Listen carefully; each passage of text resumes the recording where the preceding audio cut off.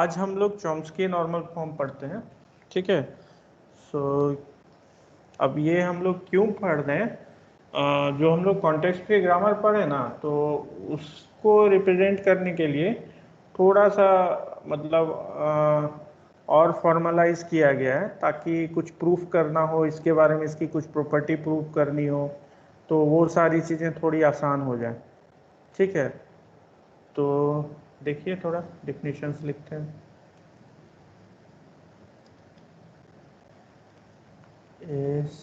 CFG और भी regions हो सकते हैं,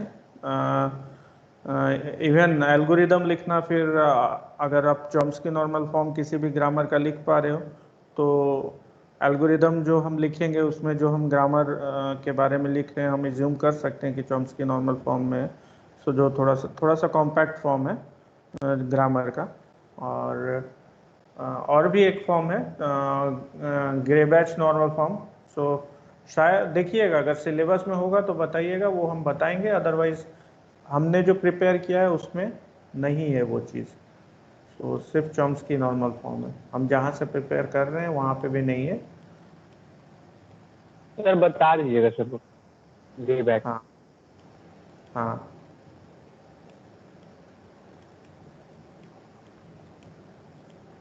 नोट करके रखिएगा, एंड में बताएंगे।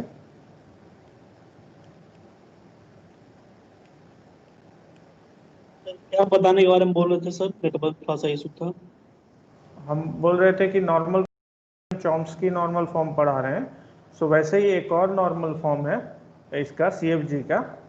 तो थोड़ा नॉर्मल फॉर्म मतलब थोड़ा सा कॉम्पैक्ट फॉर्म है और ज़्यादा फॉर्मलाइज्ड है, ताकि चीज़ों को आप अच्छे से देख सको, उसकी प्रॉपर्टी को अच्छे से समझ सको और उसके बारे में प्रूव कर सको। लाइक पंपिंग लेमा में, pumping lemma of context free grammar जब हम देखेंगे तो हम एक्चुअली इसी को यूज़ करेंगे।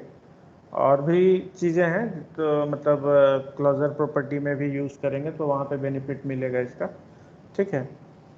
तो सर एक्चुअली वो एक प्री बैक सिलेबस में भी है क्या? ठीक है, हाँ बताइएगा सर। तो। यस हाँ ठीक है, हम बता देंगे फिर, लेकिन एंड में बताते हैं। जैसे प्लान किया लेक्चर वैसे कर लेते हैं, फिर एंड में उसको बताएंगे। So CFG V sigma PS is said to be in Chomsky normal form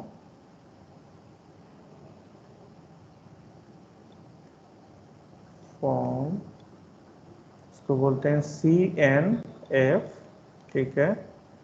if पहला, every production rule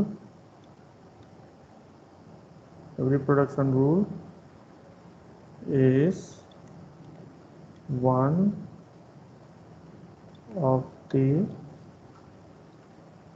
two type। पहला, A derives capital B capital C where, ये कैप्स में लिख रहे हैं, इसका मतलब ये सब वेरिएबल्स हैं, ठीक है। ABC ये सब वेरिएबल्स हैं। where B, C is an element of B, even A is an element of B। Second, A derives A, so where A is an element of sigma terminal, ठीक है। सो इसी form में रहेगा। मतलब जितने भी चॉम्स्की नॉर्मल फॉर्म में जितने भी प्रोडक्शंस रहेंगे, आइदर इस फॉर्म में रहे या इस फॉर्म में रहे। सो हम लोग इस क्लास में देखेंगे आगे कि कोई भी मतलब ग्रामर दिया हुआ है, सो उसको हम कैसे कन्वर्ट करते हैं चॉम्स्की नॉर्मल फॉर्म में, ठीक है। जैसे अपने हम लोगों ने लिखा था ना, S derives 0S1, एक्चुअली ये normal form Chomsky normal form में नहीं है, ठीक है। ये चॉम्स्की नॉर्मल फॉर्म में नहीं है क्योंकि ये ना तो इससे एग्री कर रहा है ना इससे एग्री कर रहा है। सो यहीं पे इसी रूल की वजह से ये नहीं है। कुछ और रूल भी होंगे जो वायलेट कर रहे होंगे, बट इस यहाँ पे भी इस रूल के हिसाब से ये चॉम्स्की नॉर्मल फॉर्म में नहीं है। सो दूसरा हो गया, नेक्स्ट पॉइंट देखिए, S does not appear on the RHS of any rule। ठीक है, एस मीन्स स्टार्ट स्टेट। ठीक है, start state RHS right hand side में, राइट हैंड RHS मतलब राइट हैंड साइड हुआ, और ये हो गया प्रोडक्शन रूल का RHS। ठीक है, ये LHS लेफ्ट हैंड साइड का ये हो गया। ठीक है, तो इस तरफ राइट हैंड साइड में कोई भी एस अपीयर नहीं करना चाहिए, मतलब कोई भी एस मतलब एक ही एस होगा ऑब्वियसली, एक ही स्टार्ट स्टेट होगा, वो start state right hand side में अपीयर नहीं करना चाहिए। And third point, and rule S derives epsilon may be present depending on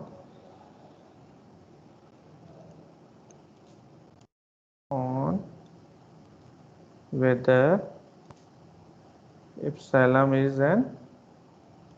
is in the language of grammar G not। ठीक है, whether epsilon is in LG or not। ठीक है, अगर epsilon LG में है तो इस तरह का प्रोडक्शन एग्जिस्ट कर सकता है, अदरवाइज नहीं कर सकता है। ठीक है, सो नेक्स्ट पॉइंट थ्योरम है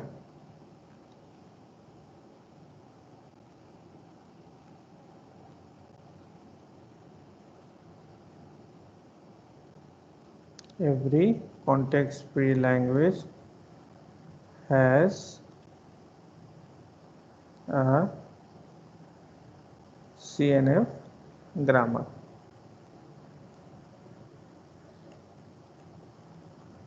सो हम लोग आज एल्गोरिदम देखेंगे कि कैसे हम लोग कन्वर्ट करते हैं। ठीक है, सो आज हम लोग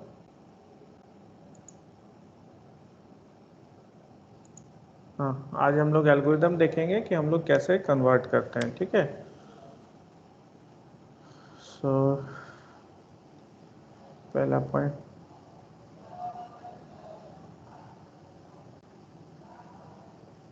तो हम लोग क्या करने जा रहे हैं, कन्वर्ट करने जा रहे हैं ना। Converting CFG G is equal to V sigma production start state to a CFG in CNF। ठीक है, सो एल्गोरिदम का स्टेप क्या होगा, नाउ स्टेप लिस्ट करते हैं। पहला पॉइंट होगा if S appears on the RHS of any rules। ठीक है, ये ऊपर में हम लोग देखे थे ना कि पूरा लिख लेते हैं पहले। If S appears on the RHS of any rules then कैसे करेंगे, कैसे देखिए, यहाँ पे क्या है, ये पॉइंट देखिए, S does not appear on the RHS of any rule। ठीक है, तो CNF में होने के लिए कोई भी ग्रामर को S does not appear on the RHS of any rule। ठीक है, सो ये देखिए, S मतलब स्टार्ट स्टेट, स्टार्ट स्टेट जो है वो RHS में नहीं होना चाहिए। यहाँ पे तो है, वो जो ग्रामर हम लोग पढ़े थे S डेराइव 0 S1, सो इसमें राइट हैंड साइड में है। सो अब हमको ये चीज़ बताइए कि सिंस ये स्टार्ट स्टेट है तो start state right hand side में नहीं होना चाहिए। सो हमको ये चीज़ बताइए, इसको ठीक करने के लिए हम क्या कर सकते हैं।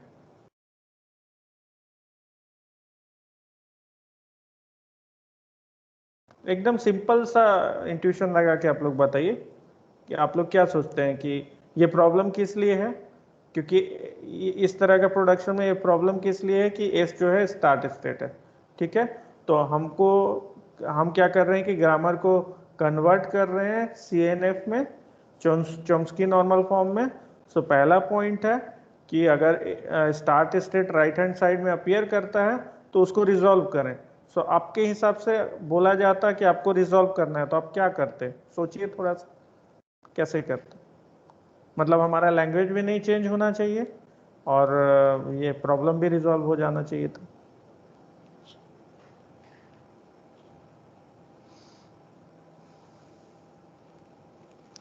सिंपलेस्ट आंसर देने की कोशिश कीजिएगा और एक्चुअली वही आंसर भी होगा। नया वेरिएबल इंट्रोड्यूस करेंगे। ठीक है, क्या करेंगे बताइए? नया वेरिएबल इंट्रोड्यूस करेंगे। ठीक है, नया वेरिएबल, सही बोल रहे हैं। S0 डेराइव्स S and S डेराइव्स 0 S1 कर दिया। ठीक है, तो अब स्टार्ट स्टेट मेरा क्या हो गया? S0 हो गया। सो हम स्टार्ट स्टेट चेंज कर दिए। Good answer. तो इसी पॉइंट को हम लिखते हैं। So if S appears on the RHS of every rule, then add a new start state, add a complete बोलना था ऋतिक, हम एक्चुअली कंप्लीट सुनना चाह रहे थे। नया वेरिएबल इंट्रोड्यूस करेंगे मतलब क्या? Be introduce new variable, new start variable, we हाँ introduce new, new start variable. ठीक है, वो एल्गोरिदम सर यूज करके मतलब कि फिर बनाएंगे। कौन सा? हाँ, नहीं तो ये एल्गोरिदम का तो पहला स्टेप है, तो इसी स्टेप को हम लोग मतलब अपने कॉमन सेंस से जस्ट एल्गोरिदम लिस्ट करने की कोशिश कर रहे हैं कि अगर एस अगर राइट हैंड साइड से में अपीयर किया तो हम कैसे हटा सकते हैं। सो if S appears on RHS of every rule, then add a new start variable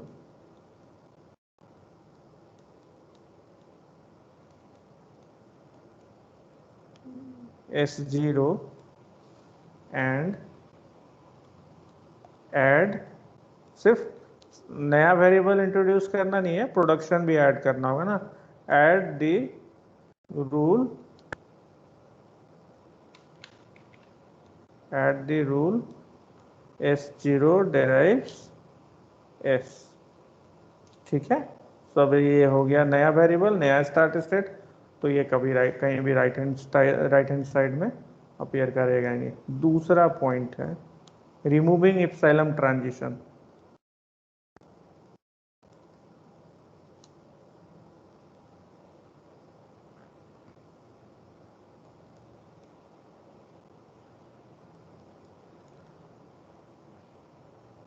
देखिए ऊपर में लिखा हुआ पॉइंट था कि अगर इप्सिलॉन लैंग्वेज में है, ठीक है, तभी एस डिराइव इप्सिलॉन हो सकता है, अदरवाइज इप्सिलॉन ट्रांजिशन को हमको रिमूव करना है। ठीक है, सो अब उसको रिमूव करने का क्या तरीका है वो हम देखते हैं। So suppose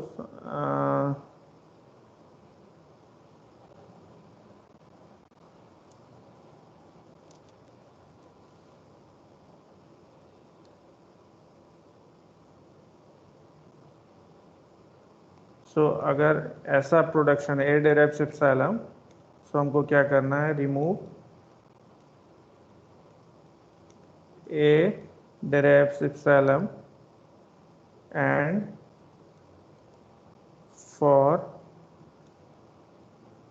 every occurrence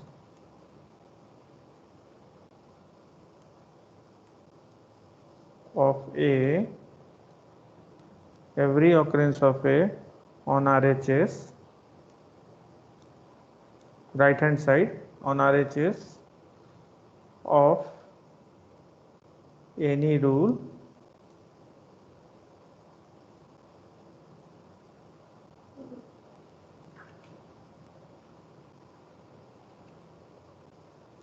remove that occurrence and add new rules। Add new rules ऐसा इसलिए करना है क्योंकि ग्रामर चेंज नहीं होना चाहिए। कैसे करेंगे ये उतना क्लियर नहीं है स्टेटमेंट, तो इसको देखते हैं एग्जांपल। इसका एग्जांपल, ये स्टेटमेंट पहले पढ़ लीजिए। रिमूविंग एप्सिलॉन ट्रांजिशन हम रिमूव करना है हमको। सो ए डिराइव्स एप्सिलॉन अगर ट्रांजिशन है सो उसको हम कैसे हटाते हैं। So remove A derive epsilon and for every occurrence of A on RHS of any rule, remove that occurrence and add new rules. तो सपोज ऐसा कुछ रहा, A derives epsilon ऐसा था, then B derives U A V C derives U1 A U2 A U3।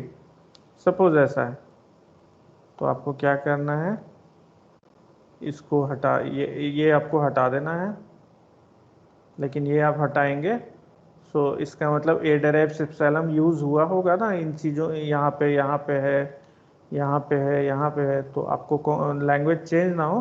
सो ये हटा रहे हैं तो यहाँ पे आपको उसको वैल्यू रिप्लेस करनी होगी। सो ये प्रोडक्शन ना हो, ऐसा हो जाएगा, ये हो जाएगा B derives U A V slash A की जगह एप्सिलॉन डाल दीजिए यू वी, ठीक है, एंड सी डिराइव्स। अब यहाँ पे यहाँ ए आया, यहाँ ए आया, तो हमारा एक एक करके हमको ए डिराइव्स एप्सिलॉन हर जगह यूज करना पड़ेगा, ठीक है। सो टोटल कॉम्बिनेशन दो जगह है, सो उसके सारे कॉम्बिनेशन जनरेट करने होंगे। सो पहला तो जो है उसको एज इट इज लिख लीजिए, U1 A U2 A U3, ये हो गया स्लैश। अब इसको रिप्लेस करते हैं एप्सिलॉन से। सो U1 U2 A U3। Now इसको रिप्लेस करते हैं एप्सिलॉन से, U1 U1 A U2 U3।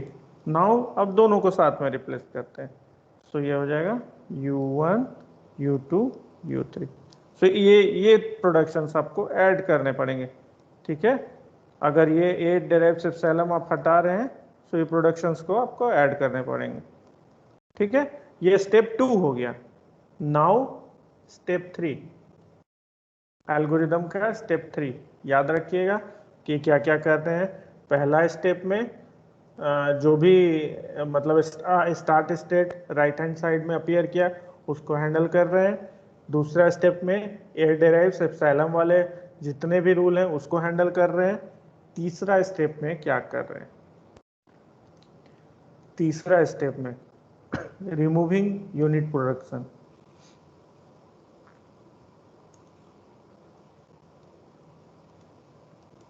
Removing unit production. अब यूनिट प्रोडक्शन क्या है, यूनिट रूल लिखिए या प्रोडक्शन जो भी है। यूनिट रूल क्या है, मतलब ए डिराइव्स बी, इस तरह का प्रोडक्शन। देखिए इस तरह का प्रोडक्शन तो है नहीं हमारे चॉम्स्की नॉर्मल फॉर्म में, आइदर ए डिराइव्स बी सी के फॉर्म में हो या ए डिराइव्स ए के फॉर्म में हो। अगर राइट हैंड साइड में सिंगल अगर एलिमेंट है तो that must be a terminal, ठीक है। सो अगर ऐसा है तो इसको कैसे करते हैं, सपोज ए डिराइव्स बी है एंड बी डिराइव्स यू है, तो इसमें अगर हम इस यूनिट प्रोडक्शन को हटाते हैं तो क्या होगा, ए डिराइव्स यू आपको ऐड करना पड़ेगा एंड बी डिराइव्स यू पहले से ये रहेगा, ठीक है।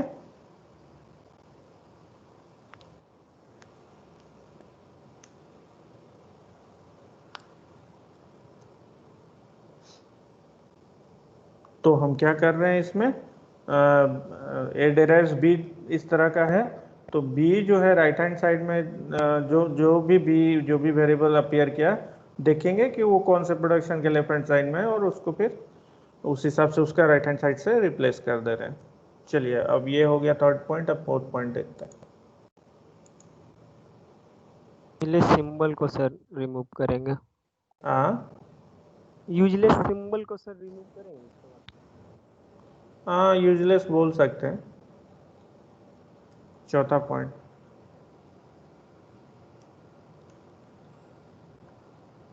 हाँ ये सबसे इम्पोर्टेंट यही है, शॉर्टनिंग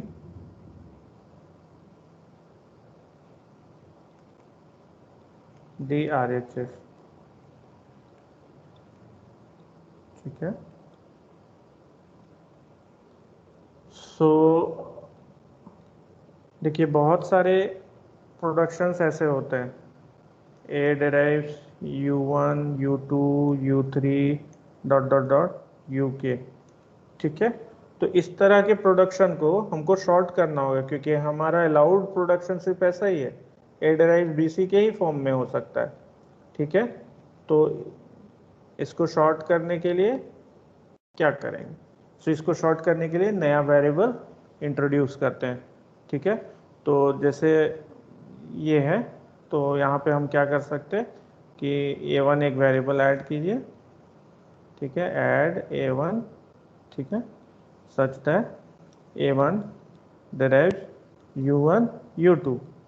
ठीक है, अब ये देखिए ये क्या है, इसमें डालिएगा तो ये U1 U2 की जगह A1 डाल दीजिए, तो एक वेरिएबल तो कम हो गया, U3 U4 dot dot dot UK। तो ये इसको रिकर्सिवली अप्लाई करके ऐसे हम ये कर सकते हैं, स्टेप 4 को ये मतलब इस तरह से रिकर्सिवली A1 A2 इंट्रोड्यूस करके हम इसको CNF के फॉर्म में ला सकते हैं। यहाँ पे U1 U2 ही क्यों लिए, क्योंकि ऊपर में हम देखे हैं कि A derives BC के फॉर्म में होगा, सो A derives BC के फॉर्म में होगा। ठीक है, तो BC नॉन टर्मिनल है ना?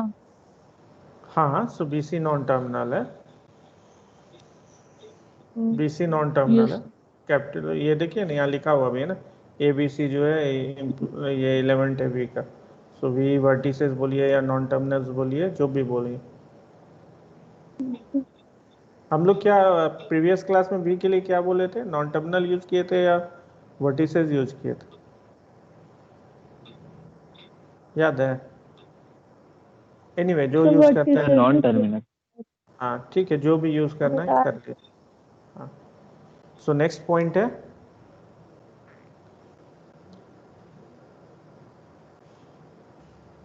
सर लेकिन राइट हैंड साइड में तो नहीं हो सकता है ना नॉन टर्मिनल और टर्मिनल साथ में? किस में?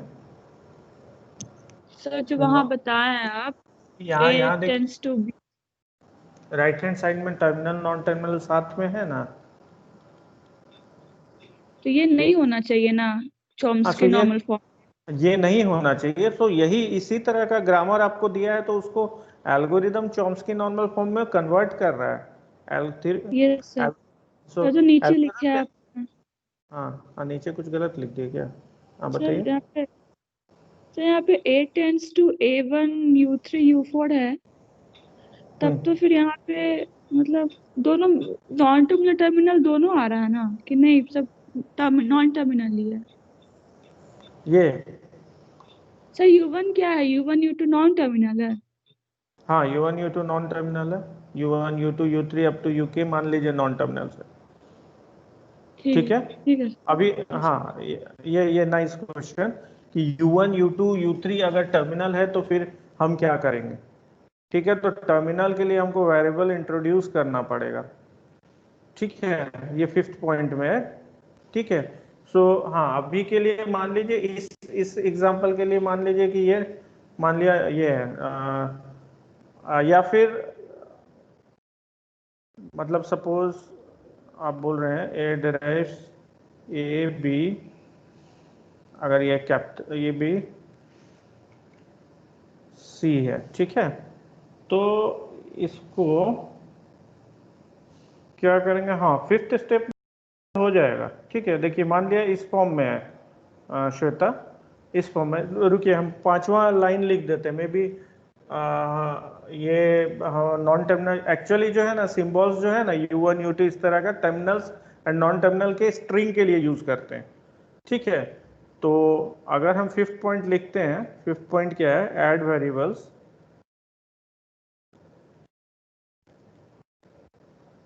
ठीक है, add variables. So if A derives U V है, where u is an element of sigma, then add, ठीक है, add a variable u1 such that a is equal to u1 a and u1 is equal to u। सो जब ये terminal है, ठीक है, ये मान लिया मेरा टर्मिनल है, टर्मिनल वेरिएबल है। सो u1 डिराइव्स u, ये तो अलाउड है यहाँ पे, and a derives u1 a है, ठीक है। सो ये भी u1 जो है वो वेरिएबल है, सो ये अब अलाउ हो जाएगा, बट इसमें जो है अलाउ नहीं होता, ठीक है। तो नाउ हाँ, अब हम क्लेम कर सकते, यहाँ पे हम बोल सकते हैं कि ये टर्मिनल, आप इसको टर्मिनल लो या फिर नॉन टर्मिनल लो, फर्क नहीं पड़ेगा, क्योंकि स्टेप 5 में हम इसको हैंडल कर रहे हैं। सपोज ये ए बी सी के फॉर्म में है, सो हम इसको मतलब यहाँ पे अगर ऐसा लिखते हैं तो लिख सकते हैं ना कि A1 derives AB, ठीक है, and then A derives A1C, ठीक है। अब ये वाला चीज़ जो है वो स्टेप 5 में हैंडल होके फिर वो चॉम्स्की नॉर्मल फॉर्म में आ जाएगा। क्लियर है श्वेता? सो हम पहले जो बोले थोड़ी देर पहले कि मतलब आप एज्यूम कीजिए कि ये नॉन टर्मिनल है, वो हम अभी वापस ले रहे हैं। हम बोल रहे हैं आप टर्मिनल लीजिए या नॉन टर्मिनल लीजिए, मतलब वो स्टेप 5 में हैंडल हो जाएगा, ठीक है। वो एल्गोरिथम के स्टेप 5 में हैंडल हो जाएगा चॉम्स्की नॉर्मल फॉर्म में लाने के लिए, ठीक है। Yes sir, yes sir. Sir तो उसको कैफे नॉर्मल फॉर्म, मतलब कैफे नॉन टर्मिनल जो जैसे होना चाहिए, तो नॉन टर्मिनल। हेलो हाँ सर, राइट हैंड साइड में है वो नॉन टर्मिनल होना चाहिए, लेकिन इसको हम फिफ्थ स्टेप में कैसे मतलब जो टर्मिनल होने के बावजूद नॉन टर्मिनल में ले आएंगे? नया वेरिएबल ऐड करके, वही तो बोल रहे हैं, नया वेरिएबल हम ऐड करेंगे। सर फिफ्थ स्टेप दिखाइए ना पूरा एक बार। फिफ्थ स्टेप देखिए, हम ये रिकॉर्ड किए थे या नहीं किए आज का लेक्चर? हाँ रिकॉर्ड तो है। हाँ देखिए फिफ्थ स्टेप देखिए, अगर ये भी टर्मिनल, देखिए हम बोल रहे हैं कि u अगर सिग्मा का पार्ट है, u जो है सिग्मा का पार्ट है, मतलब u सपोज u टर्मिनल है और v नॉन टर्मिनल है, तो हम एक वेरिएबल u1 इंट्रोड्यूस किए, u1 डिराइव्स u। अगर दोनों ही नॉन टर्मिनल है तो u1 u2 दो वेरिएबल इंट्रोड्यूस कर देंगे, ठीक है। जैसे यही हुआ, अगर इसमें स्टेप मतलब इसमें हम ये स्टेप 5 लगाएंगे तो हम क्या करेंगे कि ए बी है ना, तो u1 डिराइव्स a, ये तो अलाउड है, एंड u2 डिराइव्स b, ये भी अलाउड है। सो a1 डिराइव्स u1 u2, ये कर सकते हैं। तो जो टर्मिनल रहेगा उसको वेरिएबल से रिप्लेस कर देंगे, बस यही। टर्मिनल जो रहेगा उसके लिए नया वेरिएबल इंट्रोड्यूस करेंगे, देन रिप्लेस करेंगे। यस सर, ठीक है? वही। हाँ, तो एल्गोरिथम में एक स्टेप गोल कर दीजिएगा तो फिर वही नहीं रहेगा ना, चेंज हो जाएगा। चलिए अब एक एग्जांपल देख लेते हैं। एक बार ना आप लोग को 2 मिनट देते हैं, एक बार रीड कर लीजिए, ठीक है। उसके बाद एक एग्जांपल दे रहे हैं जो थोड़ा टाइम लेगा, 10 मिनट लेगा। हाँ, लिखे नहीं हैं? कहाँ तक नहीं लिखे हैं बताइए? बस 5वां स्टेप नहीं लिखे सर, लिख रहे हैं। हाँ ठीक है, 5वां स्टेप लिख लीजिए।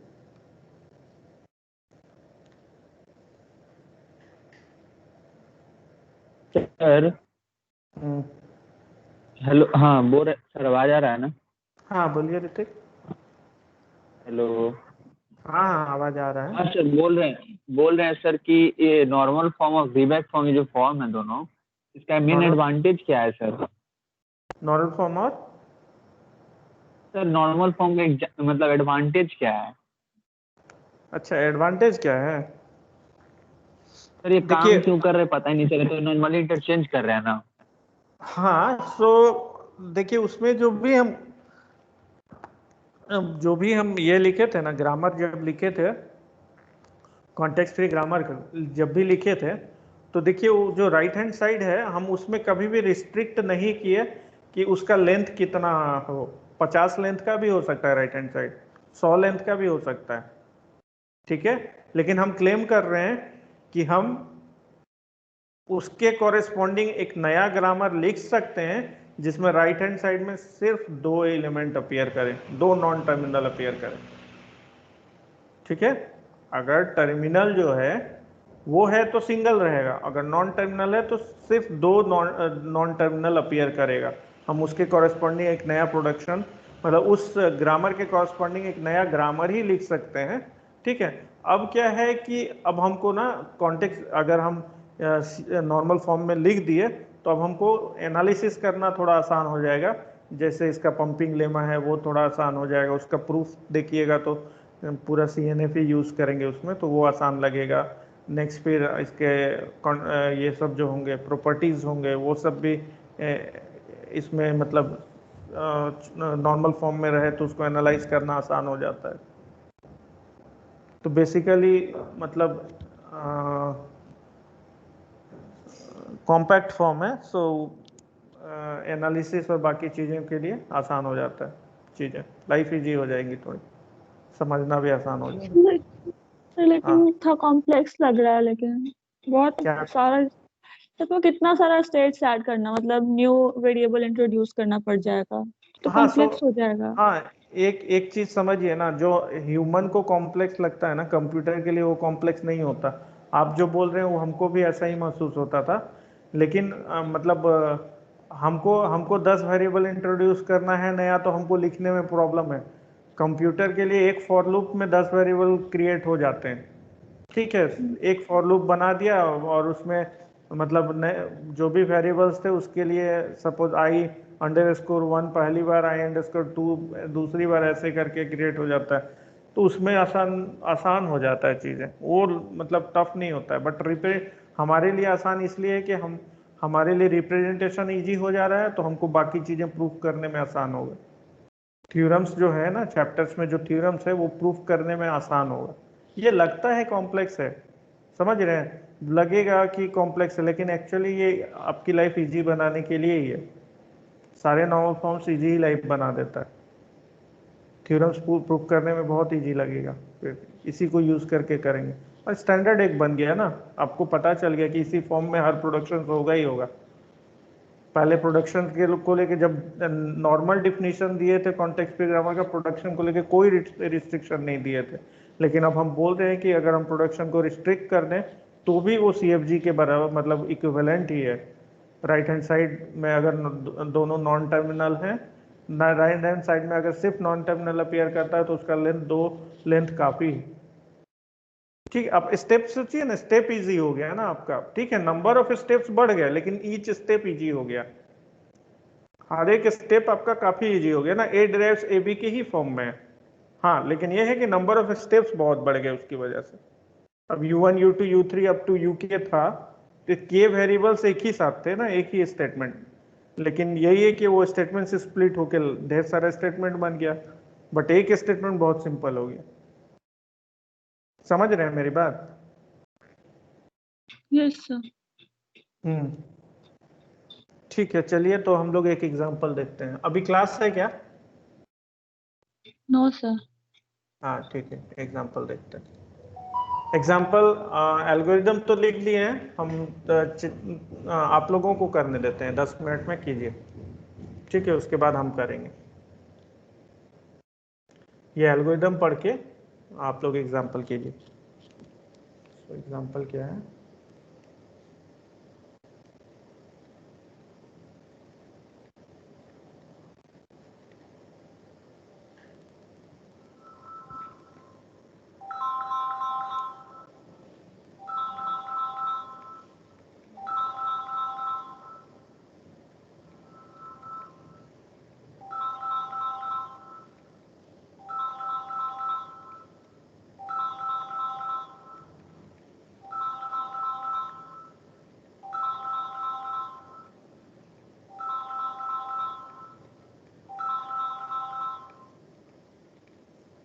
ठीक है।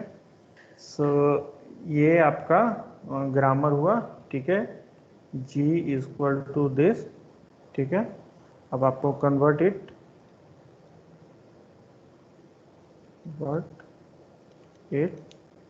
कन्वर्ट इट मीन्स G को to Chomsky normal form,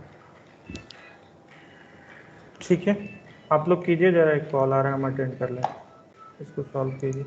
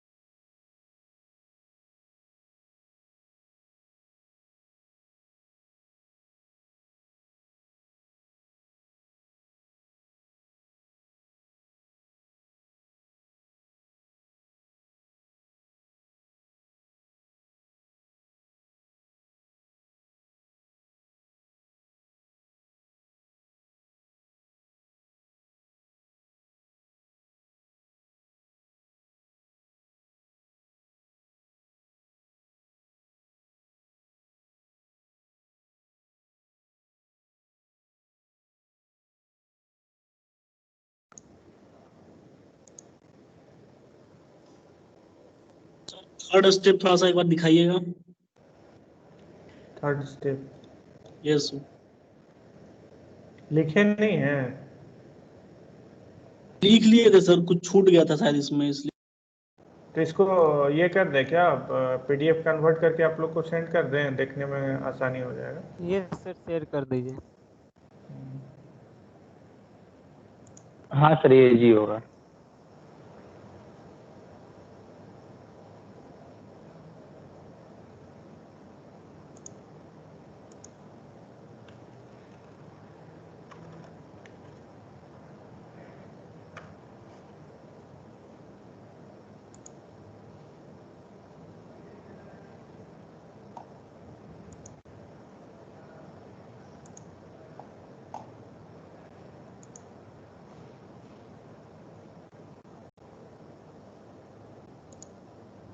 time लगेगा इसमें, 10 मिनट करने में लग सकता है, लेकिन कीजिए।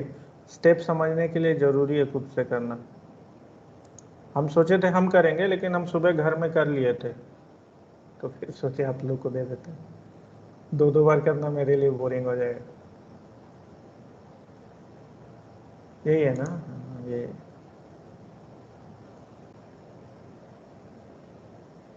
आ गया।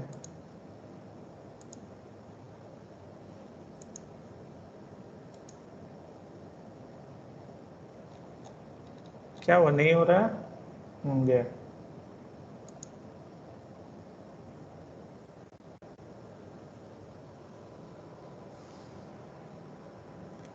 रुक गया।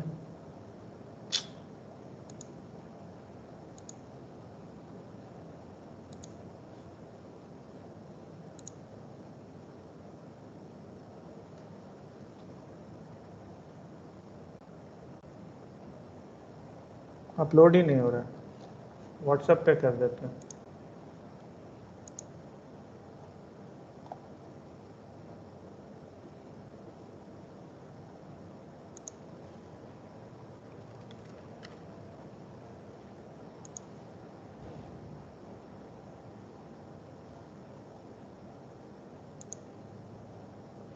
हम्म,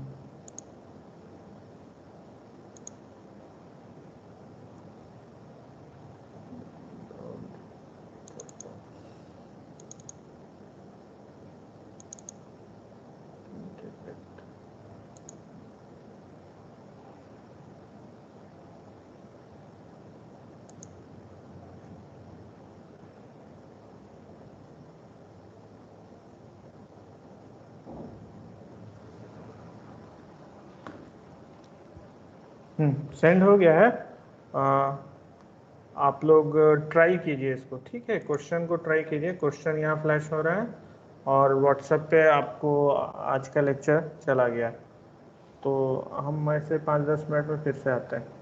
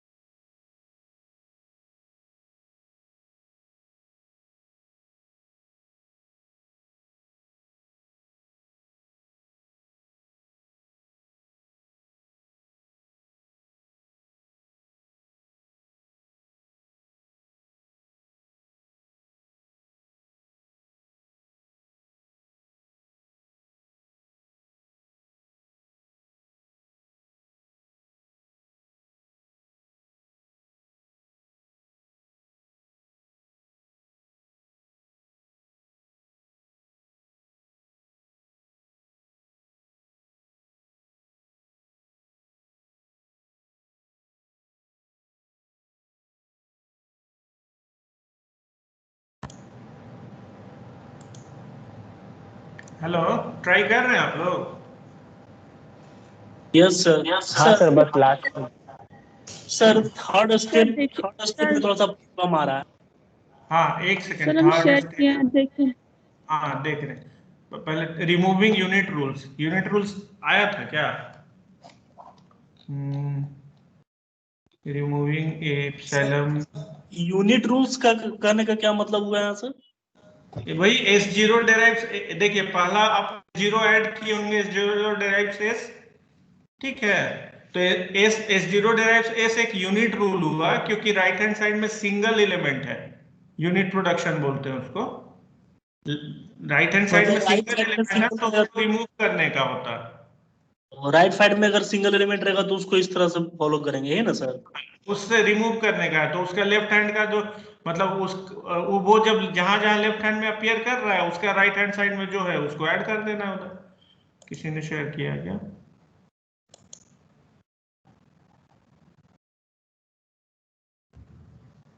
सर जो बॉक्स वाला है वो फाइनल है,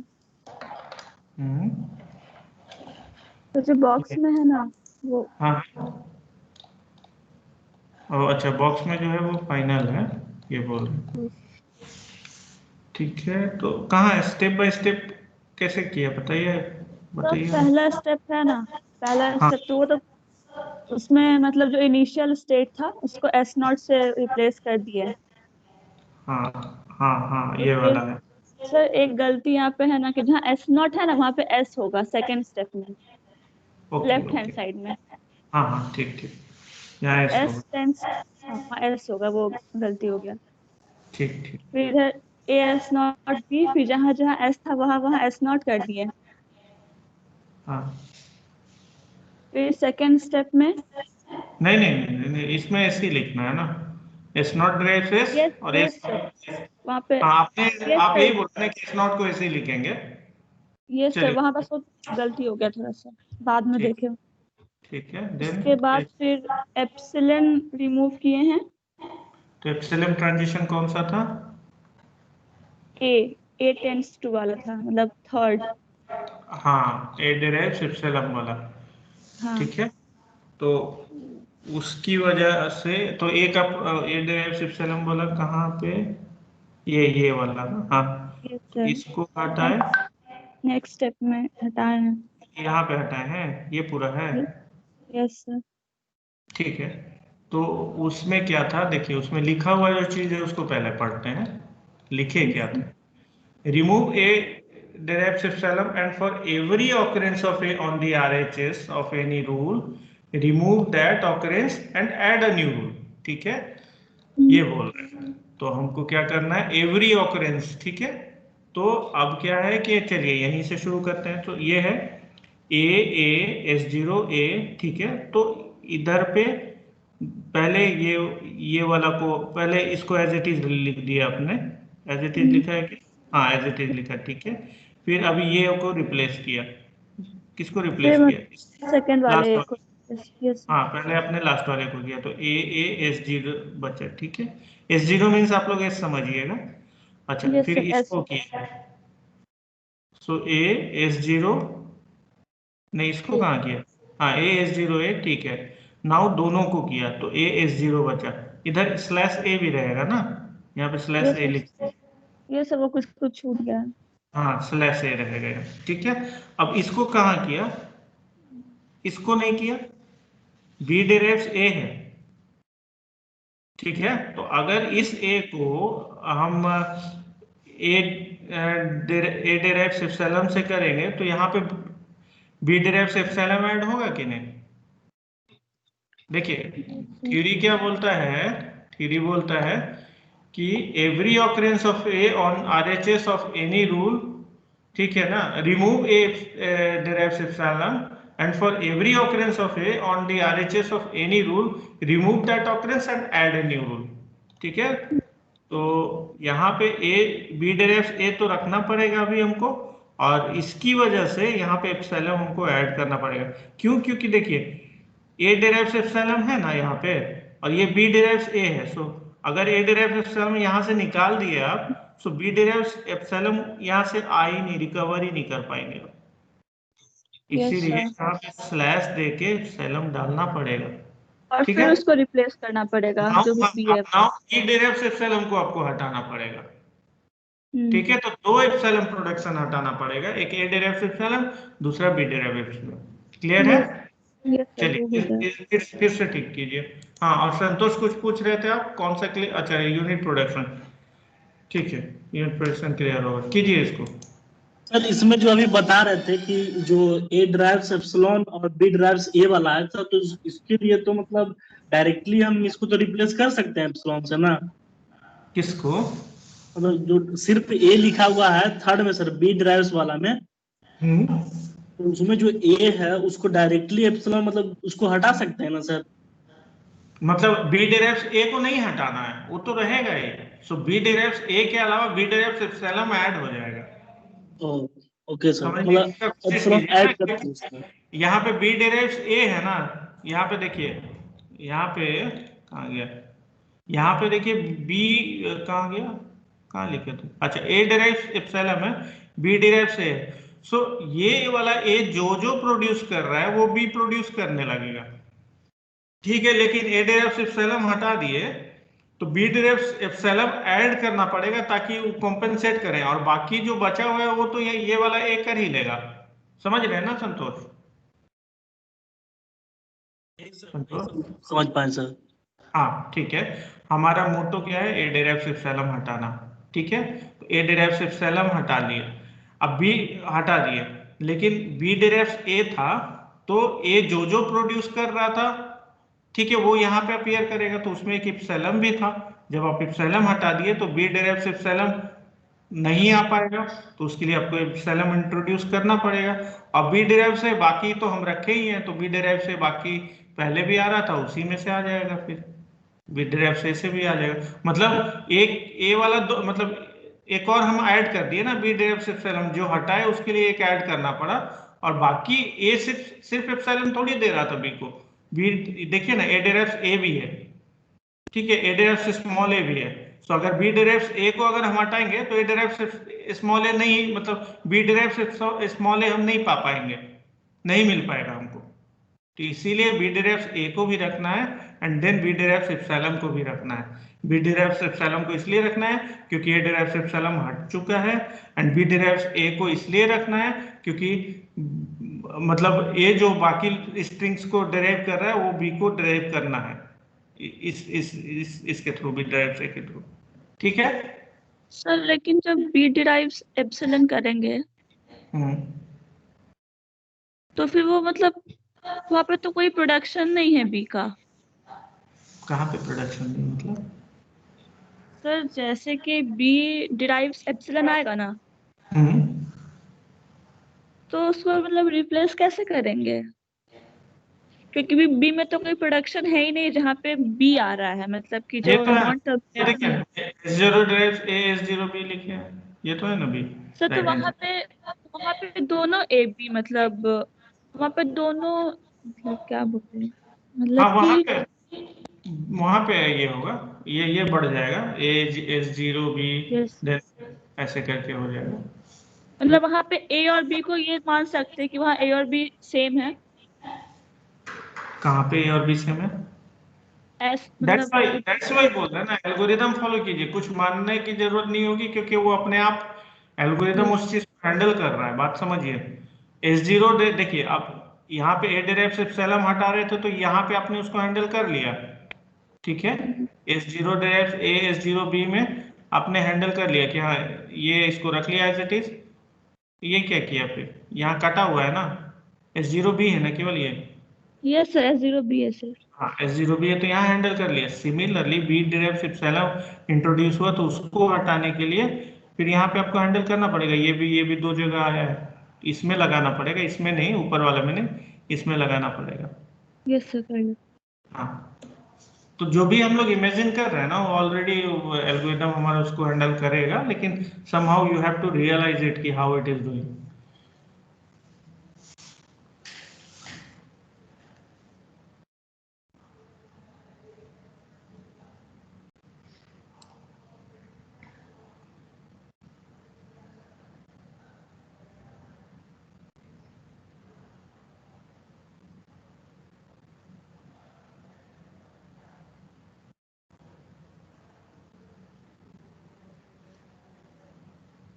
पेंट किए जरा देखिएगा तो।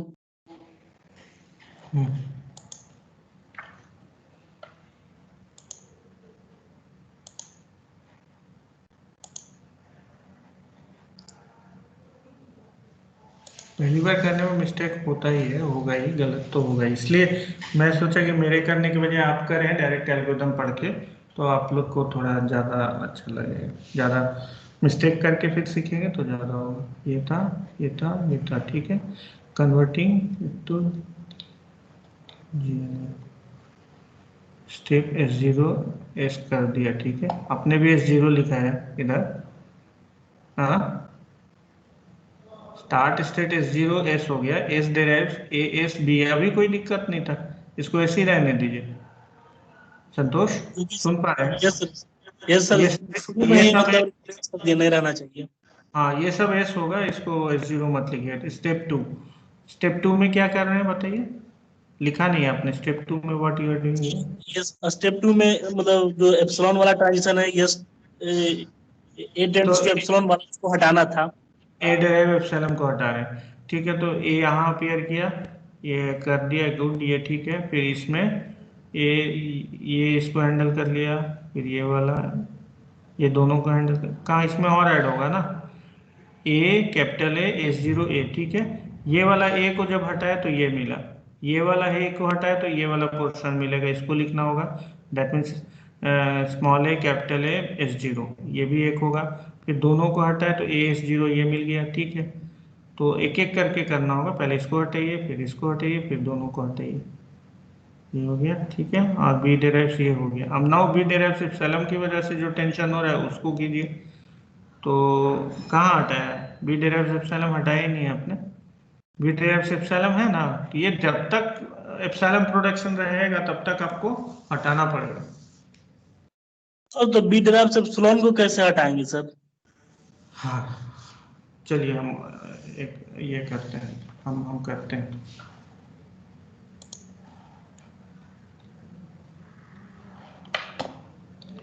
लास्ट स्टेप के पहले तक हम करते हैं, उसके बाद लास्ट स्टेप आप फिर से करेंगे। हम सेंड किया है, फिर से देखिए ना एक बार। चलिए देख लेते हैं, करेक्ट रहा तो फिर हमको नहीं करना पड़ेगा। कहाँ आया नहीं है? तो सर वहाँ 5 पे मिनट्स और टाइम दीजिए ना, बस लास्ट है। हाँ 5 मिनट और सर टाइम वहाँ पे दीजिए ना सर देखिए। प्लीज। नहीं तो हो, एक काम करते हैं, रिकॉर्डिंग ऑफ करते सर हैं रिमूव। और स्टॉप रिकॉर्डिंग।